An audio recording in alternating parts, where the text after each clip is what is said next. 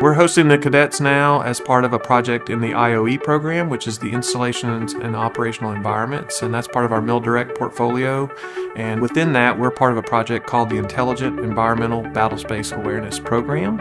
For that, we're supporting a vegetation characterization task, of which we are modeling the terrestrial surface of the Earth across the globe at a 30-meter resolution to inform the warfighter. So we're looking to impute forest analogs from places that we know and can measure and can access to places that we cannot access and therefore cannot measure.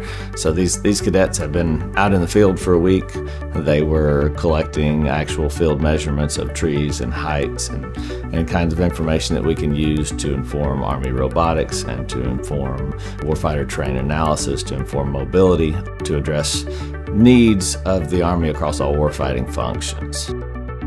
We're hosting these young leaders to develop them. And so we take it on ourselves to show them an experience that gets their hands dirty, right? Get them out in the field, learn how to identify trees and plants and how we measured the metrics that we need for this modeling exercise. And then our goal is to bring them back and walk them through that.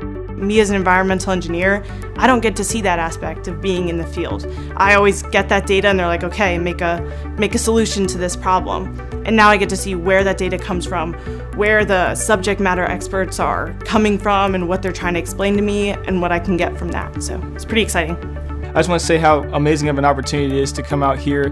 Not only is this research that we're doing, it's new, it's cutting edge. I mean, I think something I found really cool is everyone we talk to from across Army research and industry, no one's doing this, and like literally everything we do is groundbreaking. So I feel that there's just a lot of value added to being part of something that is groundbreaking, like what we're doing here in the IEBA project.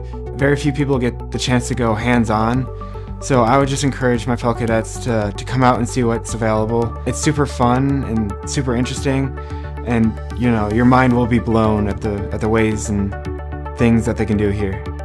And so really just focus on what you want to do and what you can see yourself contributing to the future. And that's why I like this research and development so cool, because it's still in the early stages, but when you look at what the end product is going to be like really interesting. And to say that you're part of that, that's just huge.